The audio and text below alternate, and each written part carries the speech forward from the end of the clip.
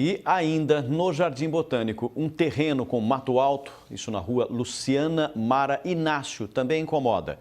Os pedestres precisam passar pela rua e ela é bastante movimentada. O problema é antigo, já foi mostrado pelo Jornal da Clube e fica na rua Luciana Mara Inácio, no Jardim Botânico.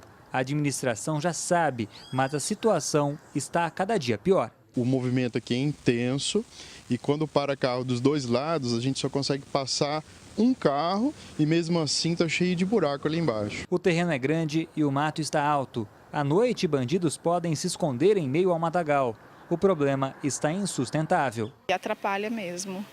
Mato alto? Sim, bastante. E por aqui tem bastante, né? Mato alto. Ali para baixo também. Recentemente, o local foi incendiado, fazendo aumentar os problemas respiratórios da comunidade.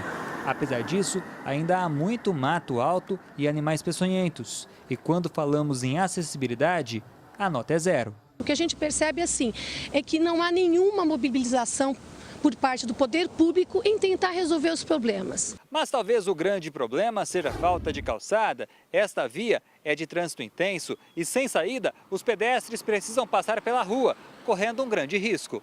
Esse terreno é público, né? O mato estava muito alto, era um ponto de venda de drogas, né? E você percebe que hoje colocaram fogo, mas a situação da calçada, a gente não tem como andar aqui no bairro. O arquiteto e urbanista Éder Silva avaliou a situação como grave e criticou a morosidade do poder público em resolver o problema. Disse ainda que este é apenas um reflexo dos vários cenários ruins existentes em Ribeirão Preto. Cuidar desses imóveis, os imóveis públicos, as áreas verdes, as áreas públicas, é cuidar da cidade. E cuidar da cidade é cuidar das pessoas. E é isso que, a meu ver, precisa de ter uma atenção maior. Faz tempo que Ribeirão está com uma situação a desejar com relação a esses aspectos. O problema é tão grave que já ganhou o conhecimento da Câmara.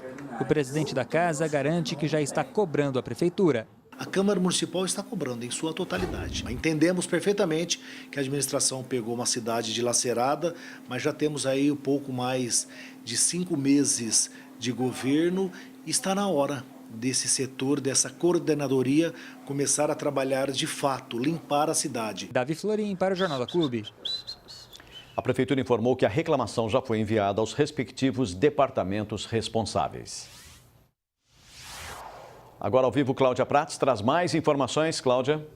Rússi, para comentar este assunto, vamos conversar com o advogado Ademar Padrão.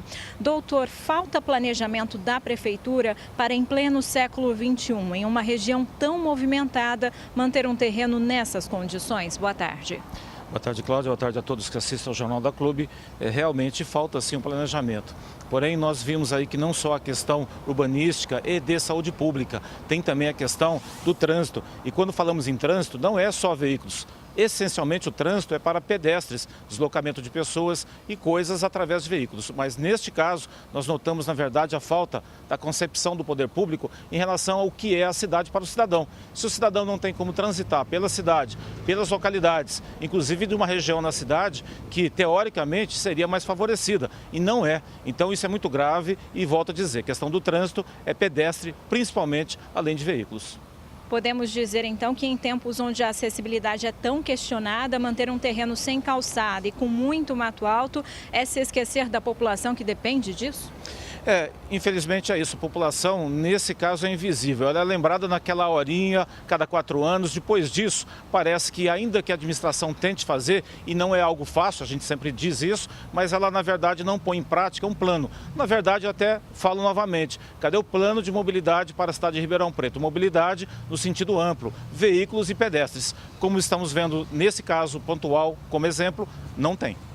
Como vimos aí na reportagem, os pedestres precisam caminhar pela rua. Se alguém for atropelado, a culpa pode ser da Prefeitura? A culpa não pode não, ela é da Prefeitura. Por quê? A questão do trânsito do pedestre, não tendo a calçada, tem que ter uma sinalização. E o artigo 90, em diante do Código de Trânsito, deixa muito claro que essa responsabilidade cabe ao poder público, inclusive ao gestor público. Ele responde, além da área criminal, se for o caso, com multa em cima do seu soldo, da sua remuneração. Então a gente não pode continuar assistindo isso e um plano é necessário e é urgente para a cidade de Ribeirão Preto.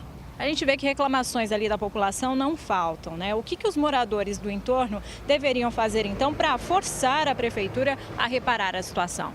Bom, exercer a cidadania nunca foi algo fácil. O que eu sugiro é que bata na porta da prefeitura, literalmente falando, e caso isso realmente não resolver, ou pelo menos não for apresentado aí uma agenda, um esboço do que pode ser feito e quando, aí sim uma ação civil pública, através do Ministério Público, ou mesmo ações individuais que podem ser promovidas. O fato é que não pode ficar do jeito que está.